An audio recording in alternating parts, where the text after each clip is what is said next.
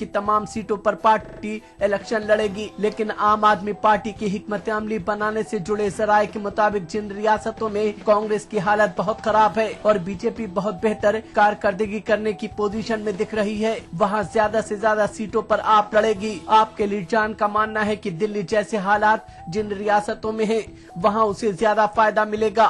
इस लिहाज से हरियाणा, हिमाचल प्रदेश, उत्तराखंड, उत्तर प्रदेश, बिहार और झारखंड, इन 6 रियासतों की 153 सीटों पर आपकी नजरें हैं। इनके अलावा बीजेपी के मजबूत गढ़ और इस बार बेहतरीन कारकर्दगी के इम्कानात वाली 4 रियासतें महाराष्ट्र, राजस्थान, गुजरात और मध्य प्रदेश की 100 सीटें भी आपकी नजर में है। साबिक IPS अफसर किरण बेदी और जस्टिस संतोष हेगड़े ने उन खबरों की तरदीद कर दी है कि वो बीजेपी में शामिल होंगे। पहले खबरें आई थी कि वो 14 जनवरी को बीजेपी में शामिल हो सकते हैं, लेकिन अब कहा जा रहा है कि वो बीजेपी में नहीं जाएंगे। जराये का मानना है कि कर्नाटक में BS येदियुरप्पा के बीजेपी में वापस लौटने के बाद संतोष हेगड़े के लिए बीजेपी में जाना मुमकिन नहीं है, लेकिन बीजेपी के दिल्ली के लीड जान के साथ उनका राब्ता कायम रहेगा। किरण बेदी हो सकता है कि लोकसभा इलेक्शन के वक्त बीजेपी के साथ जुड़ जाएं। इसी तरह अन्ना के एक और करीबी जनरल VK सिंह भी इलेक्शन से पहले बीजेपी के साथ जा सकते हैं। उन्होंने हरियाणा के रेवाड़ी में नरेंद्र मोदी की रैली में हिस्सा लिया था। ये भी कहा जा रहा है कि अगर किरण बेदी, VK सिंह वगैरह इलेक्शन लड़ते हैं तो अन्ना उनके लिए कैंपेन करेंगे। मनमोहन सिंह विदा हो रहे हैं। चुनाव पोस्टरों में उनका फोटो नहीं होगा, उनके नाम पर वोट नहीं मांगे जाएंगे। तब कांग्रेस क्या कहकर वोट मांगेगी? चुनाव लड़ने की रणनीति में कितना पुराना होगा और कितना वह कैसा नया, इस सब पर अभी धुंध है। इस पर आगे चर्चा करें उससे पहले देखें मेरा ये खुलासा। अगले लोकसभा इलेक्शन से ठीक पहले कांग्रेस की सियासत एक चौराहे पर पहुंचकर भटकती हुई दिख रही है। गुज़िश्ता 4 इंतखाबात को देखे तो ये भटकाव साफ नजर आता है। 1998 में सोनिया गांधी ने क़यादत संभालकर पार्टी को मुनज़्ज़म तरीके से इलेक्शन लड़वाया था। 1998 और 1999 दोनों का इलेक्शन कांग्रेस पूरी तरह हारी, लेकिन क़यादत को लेकर कोई कशमकश नहीं था। 2004 के इलेक्शन में भी सोनिया गांधी के नाम पर ही इलेक्शन लड़ा गया और जीता गया। फिर 2009 के इलेक्शन में कांग्रेस मनमोहन सिंह का चेहरा दिखाकर इलेक्शन लड़ी। कांग्रेस का इंतखाबी मंशूर जारी किए जाने के मौके पर कांग्रेस सरबराह ने एक तरह से मनमोहन सिंह को वजारत उस्मा का दावेदार बना दिया था। बीजेपी के PM in waiting Lal Krishna Advani के मुकाबले कांग्रेस ने मनमोहन सिंह का चेहरा पेश किया था, लेकिन इस बार बीजेपी के PM in waiting Narendra Modi के सामने किसका चेहरा होगा? सोनिया गांधी धीरे धीरे अपने को नेपथ्य में ले जा रही हैं और वजीर आजम मनमोहन सिंह ने ऐलान कर दिया है कि वो दावेदार नहीं होंगे। यानी गुज़िश्ता 4 इंतखाबात में ये पहला मौका है जब कांग्रेस इस तरह के मोड़ पर आ खड़ी हुई है। इससे पहले उसके सियासी चेहरे अपने आप आगे आते रहे हैं। हालांकि कांग्रेस के कुछ लीड जान का मानना है कि 2014 के हालात कुछ 1997 की तरह हैं। उस वक्त सीताराम केसरी को कांग्रेस के सदर के ओहदे से लगभग जबरदस्ती हटा करके सोनिया गांधी को क़यादत सौंप दी गई थी और अगले 2 इलेक्शन कांग्रेस पूरी तरह हारी थी। कांग्रेस पार्टी में भी ऐसा मानने वाले कम नहीं हैं जो मानते हैं कि मनमोहन सिंह ने कांग्रेस आला क़यादत के दबाव में अलविदा या प्रेस कॉन्फ्रेंस मुनाकिद की। उनकी जगह राहुल गांधी को लाए जाने की कोशिश हो रही है और इसी वजह से कई लोग कांग्रेस के लिए नतीजे 1998 या 1999 की तरह आने का अंदाजा जाहिर कर रहे हैं। यानी कांग्रेस पूरी तरह हारेगी। ताहम सवाल है कि क्या कांग्रेस पार्टी राहुल गांधी के नाम पर ये जोखिम लेने को तैयार है? इस लिहाज से ये महीना फैसला कुन साबित होने वाला है। कांग्रेस मजलिस आमला में 16 जनवरी को कांग्रेस कन्वेंशन का एजेंडा तैयार होगा। अगर कांग्रेस चाहती है कि सब कुछ नया हो और वोटरों को नए साल में इलेक्शन से पहले सब कुछ बदला हुआ दिखे तो उसे राहुल गांधी के नाम का ऐलान करना होगा। बीजेपी की जानिब से पेश किए जा रहे फैसला कुन और मजबूत क़यादत के मुकाबले कांग्रेस गैर फैसला कुन के साथ मैदान में नहीं उतर सकती है। ताहम सवाल है कि कांग्रेस का दांव क्या रहेगा। 2 चीजें मुमकिन है। कांग्रेस सीधे राहुल गांधी को वजीर आजम बनाते। 4 रियासतों में इलेक्शन हारने के बाद राहुल ने सहाफियों से खुद कहा था कि आप सोच नहीं सकते हैं कि नौजवानों को लुभाने के लिए क्या कुछ किया जा सकता है। इस लिहाज से सबको चौंकाने वाला कदम यही हो सकता है कि राहुल गांधी वजीर आजम बने। अगर उनको फौरी तौर पर PM नहीं बनाया जाता है तो उनको वजीर आजम के ओहदे के दावेदार के तौर पर पेश किया जाए। इन दोनों फैसलों में जोखिम बहुत ज्यादा है। राहुल गांधी कांग्रेस के लिए तुरुप का पत्ता है। अगर उनको चलने के बाद भी पार्टी बाजी नहीं जीत पाई तो आगे की सियासत में उनको मुश्किलात का सामना करना पड़ सकता है।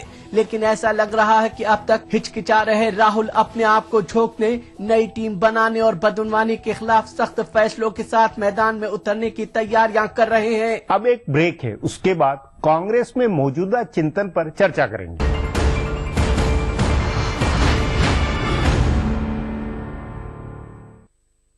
मुझे बनाने का शौक था बचपन से, और बड़े भैया को गिराने का। ताकत नहीं थी ना, डरता था। आज 20 साल बाद मैं इंजीनियर हूँ। अब मेरी कोई भी बनाई हुई चीज किसी से नहीं डरती, क्योंकि आज मेरे पास ताकत है। UltraTech cement, the engineers choice, क्योंकि इस सीमेंट में जान है। आजकल के अनहेल्दी लाइफस्टाइल, खान-पान वगैरह की वजह से लीवर की कमजोरी एक आम बात हो गई है। नतीजा गैस, खाना हजम न होना और भूख न लगना। पेश है हमदर्द जिग्रीन, मुफीद जड़ी बूटियों से भरपूर। जिग्रीन एक कुदरती लीवर टॉनिक है। जिग्रीन का रोजाना इस्तेमाल आपको देता है कीमियावी और जहरीले अनासिर से हिफाजत, बेहतर कुव्वते हाजमा, पीलिया जैसी जिगर की बीमारियों के इलाज में मदद। अपनाइए हमदर्द जिग्रीन और अपने लीवर को बनाइए स्ट्रॉन्ग। दुनिया अपडेट खबरों का नया और अनूठा शो, जिसमें हम आपको दिखाएंगे दुनिया की अहम खबरें और करेंगे उनका तज्जिया। जानेंगे दुनिया की अहम घटनाओं का भारत पर क्या होगा असर। दिखाएंगे ग्लैमर जगत का हाल और तेज खबरों में देखेंगे क्या कुछ हुआ पूरी दुनिया में बीते हफ्ते के दौरान। तो देखना न भूले दुनिया अपडेट हर रविवार शाम 6 बजे ETV उर्दू पर। उभरते कश्मीर के अनछुए पहलू, नई सोचो फिक्र, मुनफरिद तहजीब और रिवायात, जिनसे फूट पड़ते हैं कश्मीरियत के रंग। देखिए कश्मीर एक्सप्रेस पीर की रात 8 बजे और मंगल की शाम 6 बजे सिर्फ ETV उर्दू पर। गर फिरदौस बर्रुए जमी अस्त, हमी अस्तो हमी अस्तो हमी अस्त। जम्मू कश्मीर के हर वाकये और हर पहलू पर ETV की नजर। देखिए ETV उर्दू कश्मीर रोजाना शाम 7 बजे और सुबह 7:30 बजे सिर्फ ETV उर्दू पर। दक्कन की हर छोटी बड़ी सरगर्मी पर हमारी नजर, लेकिन आप तक पहुंचाते हैं सिर्फ वो खबर जो करे आपको बेदार। सियासत के गलियारों से रोजमर्रा की जिंदगी दक्कन के गोशे गोशे से आप तक खबरें पहुंचाता दक्कननामा, रोजाना शाम 6:30 बजे।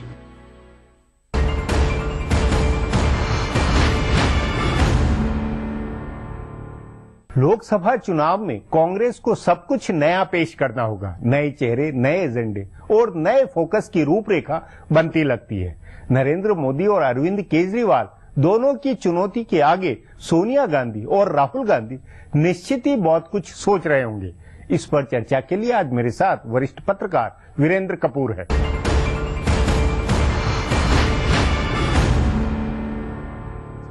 वीरेंद्र जी, डॉक्टर मनमोहन सिंह ने साफ कर दिया है कि वो तीसरी बार प्रधानमंत्री नहीं बनेंगे। उस नाते क्या ये जो विदाई प्रेस कॉन्फ्रेंस के बाद कांग्रेस का नया अध्याय शुरू नहीं होता है, और उस नाते कांग्रेस किस मूड में या किधर जाती हुई लगती है? देखिए, ऐसा है, कांग्रेस को कोई डॉक्टर मनमोहन सिंह से आइडेंटिफाई नहीं करता है। और मनमोहन सिंह जी का ये कहना कि मैं अब UPA 3 में अवेलेबल नहीं हूं, ना तो वो UPA 1 में कैंडिडेट थे, नॉमिनेटेड थे। UPA 2 के बावजूद भी अगर सोनिया जी चाहती तो ABCD को नॉमिनेट कर देती। अभी जो असेंबली के चुनाव है, आपने देखा कि कांग्रेस का क्या बुरा हाल हुआ। तो वो तो छोड़िए वो बात को। आप ये पूछ रहे हैं कि कांग्रेस का आगे क्या प्रधानमंत्री। देखिए, अभी जो AICC सेशन जो होने वाला है, स्पेकुलेशन ये है कि राहुल जी को, उनके पास और कोई चारा नहीं, वो भी तय। कहीं ना कहीं तो छोड़िए, कांग्रेस में थोड़ा सा तो इंटरनल डेमोक्रेसी लाने दीजिए। आप अगर कांग्रेस वालों से पूछें, बड़े बड़े कांग्रेस नेता से पूछें, जो सड़क का वर्कर से पूछें, तो वो राहुल के बारे में उसका क्या ओपिनियन है, वो सब वही ओपिनियन है जो बीजेपी का है। नहीं, वो आप अपन चाहे जो बहस करें, नहीं कोई भी बहस करे, लेकिन कांग्रेस की हकीकत ये है कि राहुल गांधी ही आगे प्रोजेक्ट होंगे। लेकिन सवाल ये एक उठता है कि क्या मनमोहन सिंह बतौर राजा रहते हुए राहुल गांधी क्या पैदल सेनापति रहेंगे या उनको प्रधानमंत्री बनाया जा सकता है? देखिए, मनमोहन सिंह ने यह भी कहा कि राहुल जो हैं वो बिल्कुल फिट हैं प्रधानमंत्री बनने के लिए। ये नहीं कहा उनमें क्या क्वालिटी। देश ये जानना चाहता है, जब आप ये कहते हो कि राहुल गांधी प्रधानमंत्री ने ये कहा is got all the qualifications, क्या क्वालिफिकेशन? नहीं, देखिए वो मुद्दा नहीं, सवाल अपना ये बुनियादी है कि कांग्रेस अब मनमोहन सिंह के फेस के बाद कांग्रेस की अपनी चुनावी रणनीति 2 महीने बाद क्या बनती हुई लगती है आपको? भले वो संसद सत्र बुलाने का या राहुल गांधी की शपथ, किस तरह की संभावनाएं आप मानते हैं? देखिए, कांग्रेस अगले 2-3 महीने, देखिए 5 महीने बचे हैं, उसमें से 2 महीने काम के हैं। उसके बाद फिर इलेक्शन कमीशन का मॉडल कोड ऑफ कंडक्ट आ जाएगा। उसमें कांग्रेस अब जितना कर सकती है लीपापोती करेगी, डैमेज कंट्रोल करेगी, वो एक अलग। लेकिन अब बतौर विकल्प के नाते ये नहीं लगता कि आम आदमी का एजेंडा या भ्रष्टाचार के खिलाफ अरविंद केजरीवाल ने जो तेवर दिए उस तरह की कोई रणनीति कांग्रेस बना के मैदान में उतरे? बिल्कुल अपने कोशिश है। आपने देखा राहुल गांधी ने भी कुछ ऐसे शब्द किए कि मैं चाहता हूं कि क्लीन पॉलिटिक्स हो। कांग्रेस और करप्शन जो है आम जनता में जुड़े हुए हैं। कांग्रेस को अभी डैमेज कंट्रोल करना है और कांग्रेस के पास कुछ ऐसा लगता नहीं कि सरकार के पास कोई ऐसी जादू की छड़ी नहीं है जो 10 साल नहीं कर पाई, जो अब कर देगी। अब तो ये है कि भी राहुल गांधी भी कह भी चुके हैं कि मैं जल्दी में नहीं हूं प्रधान। तो वो Rahul Gandhi is a politician in the making, politician बने नहीं है। ये चुनाव तो मेरा ख्याल वो भी जानते हैं कि हार के चलेंगे, अपोजिशन में बैठेंगे। कोशिश ये रहेगी कि भी किसी तरह से तिगड़म लगा के लेकिन नरेंद्र मोदी को रोका जाए। और अगला जो मतलब उसी पर कांग्रेस का फोकस होना है कि रोकना है, जीतने का नहीं, रोकने का है। मतलब सोचते हैं कि दिल्ली में जो आपको उन्होंने सपोर्ट करके सरकार बनाई है उसमें कांग्रेस की मजबूती नहीं होगी, तो उसमें कांग्रेस की एक नजर आती है कि कैसे रोका जाए। तो ये रणनीति वो शहरों में जहां नरेंद्र मोदी की चमक थी, दमक थी, उसका आइडिया है कि केजरीवाल थोड़ा कम करेगा। और इनको किसी भी हालत में ये नहीं चाहते कि दिल्ली असेंबली का चुनाव जो है पार्लियामेंट्री चुनाव के साथ हो जाए। इनका सिर्फ होल्डिंग ऑपरेशन है कि भी जितना कम नुकसान हो, नरेंद्र मोदी को किसी हालात में भी रोका जाए। किस तरह पहली प्राथमिकता नरेंद्र मोदी को रोकना, दूसरा आपके अनुसार डैमेज कंट्रोल करना। और किस तरह के अपशब्द जो हैं प्रधानमंत्री नरेंद्र मोदी के लिए आप भी जानते हैं। तो वो भी एक आक्रामकता वाली राजनीति या रणनीति का संकेत है कि भाई हम इसमें बिल्कुल आर पार वाली लड़ाई करेंगे नरेंद्र मोदी के नेतृत्व पर। नहीं, आर पार की लड़ाई तब करें पर आपके पास कोई तीर हो कमान में। आपके तो पास कुछ तीर नहीं, आप तो सब गवा चुके हैं जी।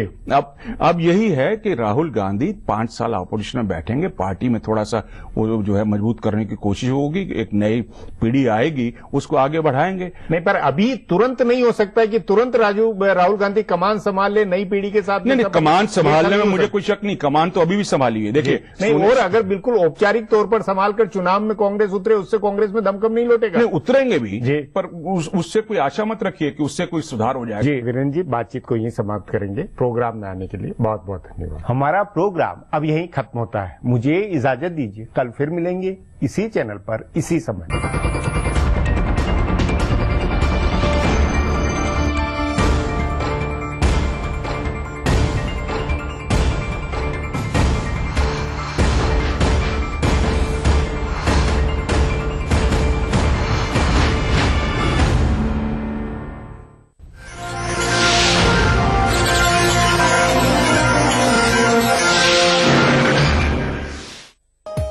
प्रोग्राम को पेश करने में ताउन किया Shri ultra red oxide, Bharat का एकमात्र जंग रोधक सीमेंट।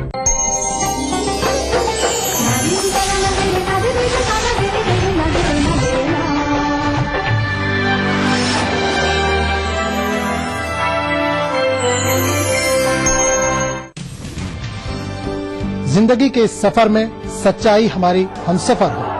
हम दिखाते हैं वही खबर जो समाज के लिए हो आईना। गैर जानिबदारी हमारा शिवा। खबर वही जिस पर हो आपको एतबार। देखिए खबरनामा इन औकात पर। ईटीवी उर्दू पर अगला प्रोग्राम आलमी मंजर को पेश करने में ताउन कर रहे हैं Orchid Residency, where life comes alive. Bangur cement, सस्ता नहीं सबसे अच्छा।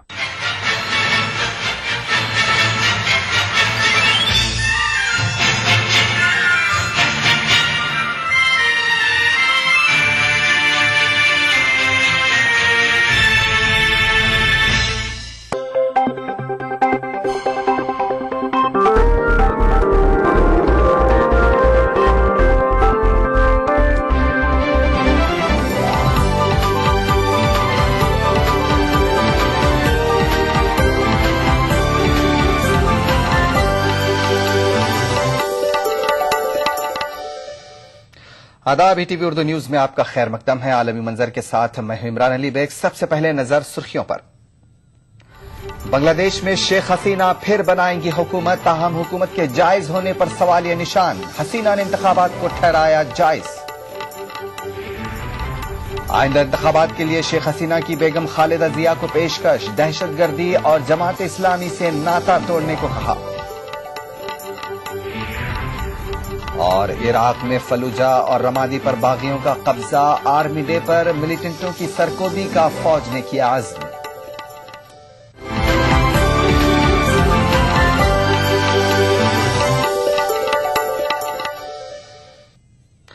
बांग्लादेश के आम इंतखाबात में बरसर इख्तिदार अवामी लीग ने एक बार फिर कामयाबी हासिल कर ली है। 300 निशिस्तों वाली पार्लियामेंट में पार्टी 232 निशिस्तों पर सबकत बनाए हुए है।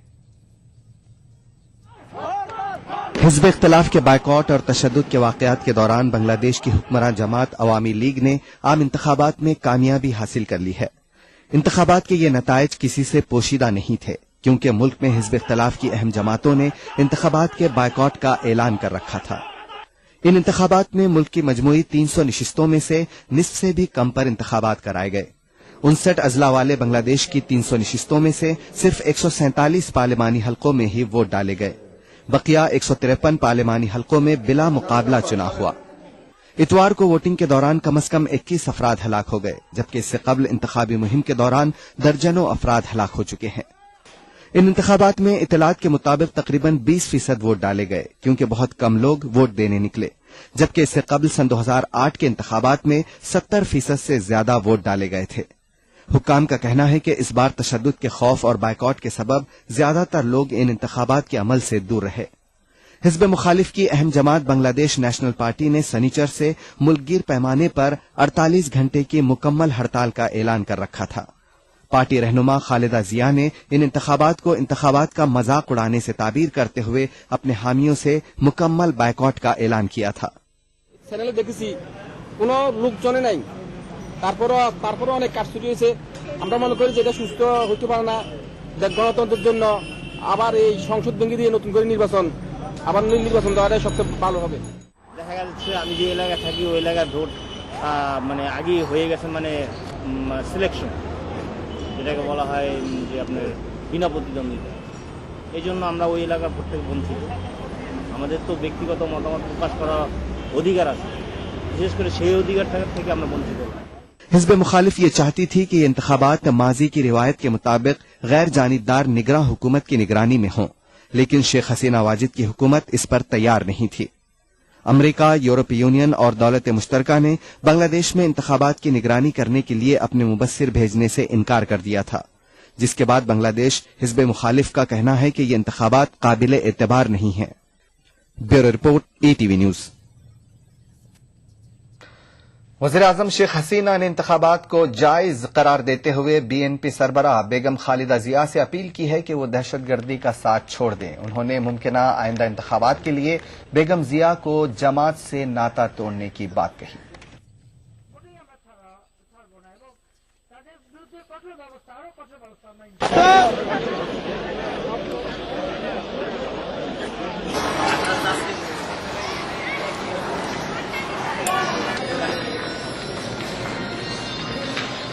নির্বাচন শান্তিপূর্ণ নির্বাচন হয়েছে। 18,000-এর উপর ভোট কেন্দ্রে ভোট হয়েছে। কিছু ভোট কেন্দ্র বিএনপি জামাত সন্ত্রাসী কর্মকাণ্ড করেছে। খুব বেশি যে পার্সেন্টেজ হিসেবে করতে পেরেছে তা না। তারা যেভাবে হুমকি দামকি আর যেভাবে সেই লাদেন স্টাইলে মানে ভিডিও দিয়ে নির্বাচন না করার ঘোষণা দিয়েছে, জনগণ কিন্তু রেসপন্স করেনি। কাজে এই নির্বাচন নিয়ে কোনো অভিযোগ উঠতে পারে এটা কিন্তু আমি বিশ্বাস করি না, কারণ জনগণ স্বতঃস্ফূর্তভাবে ভোট দিয়েছে এবং সেই ভোটেই আমরা নির্বাচিত হয়েছি এবং সরকার গঠন করে ইনশাআল্লাহ আমরা দেশকে এগিয়ে নিয়ে যাব। इस मौके पर शेख हसीना ने अवाम को ये यकीन दिलाने की कोशिश की कि वो इंतखाबी वादों को पूरा करेंगी।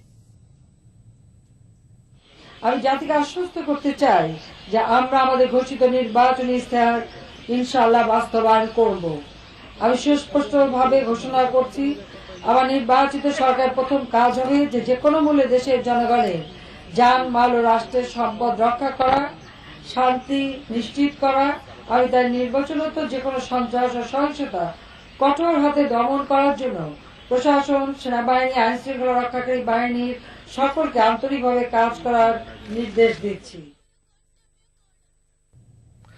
हिंदुस्तानी माहिरीन का कहना है कि शेख हसीना ने इंतखाबात जरूर जीत लिए हैं, लेकिन उनकी इख्तिदार पर दोबारा वापसी के जायज होने पर जरूर सवालिया निशान लगा है। हो सकता है कि इंतखाबात दोबारा हों।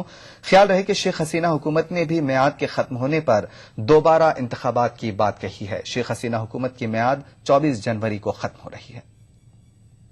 Which is very important. Even if the election has been held, the problem is that this government will have legitimacy problem, because the main opposition party, if you look at all opinion polls, obviously it was much more in favor of the BNP. So if the main opposition party, which was all, as per the opinion poll, could have won this election, I don't know by whatever margin, did not participate in this election. And the low voter turnout also indicate that people of Bangladesh were not in favor of this election. Second issue is that the violence is continuing for past 4 months.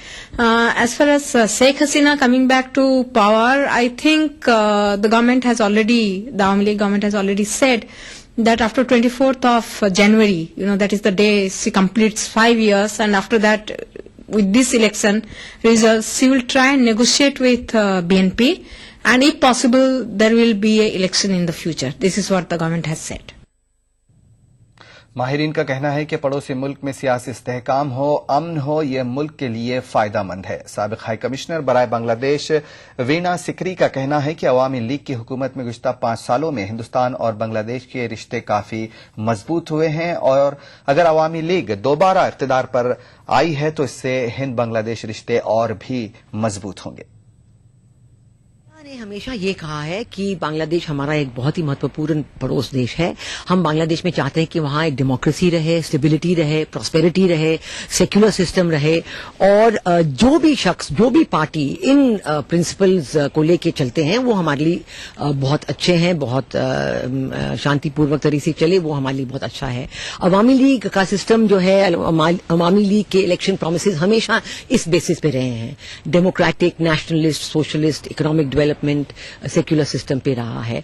इसलिए हमारी उम्मीद है कि जो पिछले 5 साल में अच्छे रिलेशनशिप्स रहे हैं वो अब और सुदृढ़ हो जाएंगे और आगे बढ़ेंगे। इसलिए हमारे इकोनॉमिक टॉक्स होने चाहिए, ट्रेड बढ़ना चाहिए, ट्रांजिट और वाटर शेयरिंग और लैंड बाउंड्री एग्रीमेंट, इन चीजों की कंप्लीशन होनी चाहिए, ताकि हमारे जो रिलेशंस बांग्लादेश के साथ हैं और भी सुदृढ़ और फ्रेंडली बने। पाकिस्तान की एक अदालत ने परवेज मुशर्रफ के इलाज के लिए मुल्क से बाहर जाने पर पाबंदी की एक अर्जदाश्त को मुस्तरद कर दिया है। ताहम अदालत ने यह वाज़ेह कर दिया कि मुशर्रफ अदालत की इजाजत के बगैर बैरूनी मुल्क नहीं जा सकते। अदालत ने परवेज मुशर्रफ की सेहत से मुतालिक सुपरिंटेंडेंट से रिपोर्ट भी तलब की है। पाकिस्तान के साबिक सदर दिल के दौरे के बाद AFIC में जेरे इलाज हैं। ख्याल रहे कि परवेज मुशर्रफ के खिलाफ मुल्क से गद्दारी की समाअत करने वाली खुसूसी अदालत ने खराबी सेहत की बुनियाद पर मुशर्रफ के खिलाफ गिरफ्तारी वारंट जारी नहीं किया। अदालत ने मुशर्रफ को 6 जनवरी तक अदालत में हाजिर होने से भी इस्तिस्ना दे रखा है।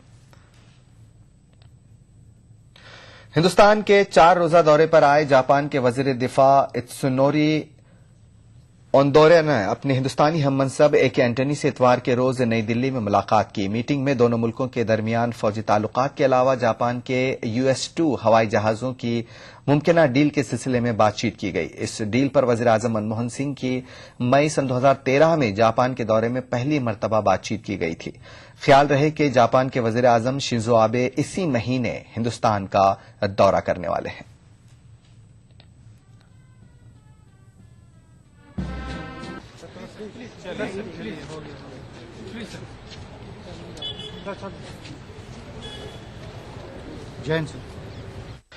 चीन के निंगजिया सूबे की मस्जिद में मची भगदड़ में कम से कम 14 अफराद हलाक जबकि मुतादिद जख्मी हुए हैं। जख्मियों को नजदीकी अस्पताल में दाखिल करा दिया गया है। बताया जाता है कि जिस वक्त मस्जिद में अफरा तफरी मची उस वक्त वहां इज्तिमा चल रहा था। अफरा तफरी कैसे मची, पुलिस इसकी जांच कर रही है।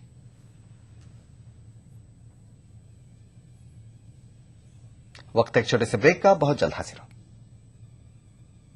प्राइड इंडिया की जानिब से प्राइड हिल्स की शानदार कामयाबी के बाद अब लाए हैं आबादी के बीचों बीच खूबसूरत गेटेड कम्युनिटी ऑर्किड रेसिडेंसी, जिसमें आलिशान घर सिर्फ 18 लाख रुपए से शुरू और ओपन प्लॉट सिर्फ 5,500 रुपए फी गज। संतोष नगर से सिर्फ 5 मिनट के फासले पर Orchid Residency, where life comes alive.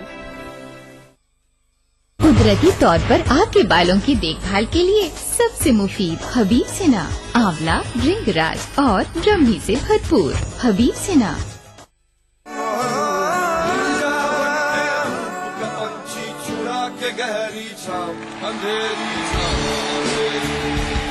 छोटी छोटी प्रॉब्लम्स हमारी जिंदगी में आ जाती है, जो आपकी प्रॉब्लम से हिसाब से कुछ नहीं है। क्या कमाल की जिंदा दिली है आपने। 11 जनवरी से हर शनिवार और रविवार रात 9 बजे सिर्फ कॉलर्स पर।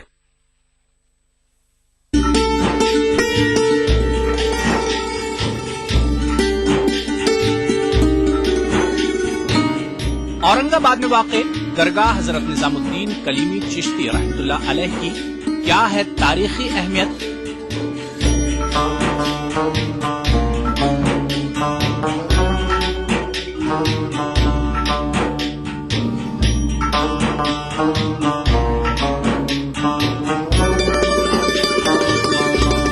देखिए प्रोग्राम बारगाहे अकीदत में बुध की रात 8:30 बजे और जुमा दोपहर 2:30 बजे सिर्फ ETV उर्दू पर।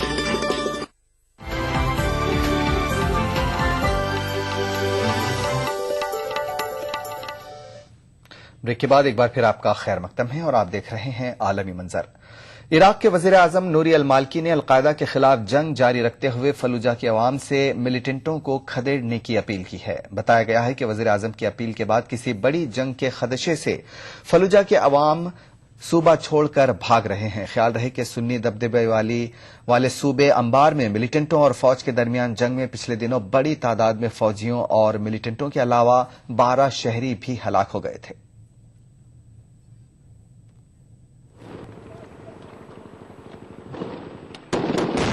ये तस्वीरें अंबार रियासत के दारुल हुकूमत रमादी में फौज और मिलिटेंटों के दरमियान हुई जंग की हैं, जो वजारत दिफा ने जारी की हैं। रियासती ओहदेदारों का कहना है कि जंग में 22 फौजी और 12 शहरी और नामालूम तादाद में मिलिटेंट हलाक हुए, जबकि 58 लोग जख्मी हुए। इस दौरान एक सुन्नी रुकन पार्लियामेंट ने अंबार में फौजी कार्रवाई को इश्तियाल अंगेज बताते हुए नूरी अल मालिकी को तनकीद का निशाना बनाया।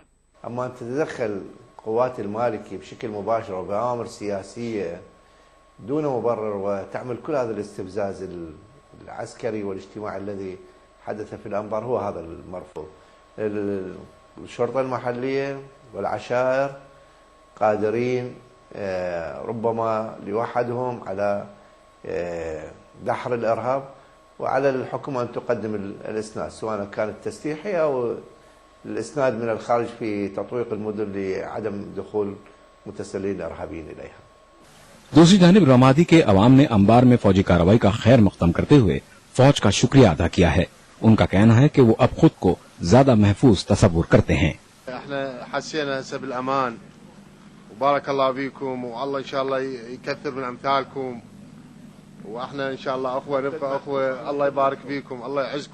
मिलिटेंटों को मिली हालिया कामयाबियों को शिया इख्तिदार वाली हुकूमत के लिए बड़ा धचका तस्वुर किया जा रहा है। यही वजह है कि नूरी अल मालिकी ने अंबार में फौजी कार्रवाई के बाद पीर के रोज सरकारी टेलीविजन पर नशर किए गए अपने पैगाम में फलूजा के अवाम से मिलिटेंटों को खदेड़ने की अपील की। इस पस मंजर में अब फलूजा पर भी जंग के बादल मंडरा रहे हैं। Bureau report ETV news. उधर हुक्काम ने कहा है कि रमादी और फलूजा से अलकायदा के जंगजुओं को मुकम्मल तौर पर खदेड़ने के लिए कुछ दिन लग जाएंगे। ख्याल रहे कि शदीद लड़ाई और मज़ाहिमत के दरमियान फलूजा और रमादी पर बागियों ने मुकम्मल तौर पर कब्जा जमा लिया है।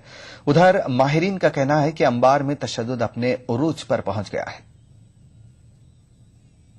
اليوم في محافظة مؤكد أن التصعيد هو سيد الموقف اليوم في محافظة الأنبار، والذي حدث خلال الأيام الخمسة الماضية كان عاملا مساعدا على التصعيد وتأزيم الموقف، ولم يقدم أي حل، بل عقد الأمور أكثر بكثير مما كانت معقدة.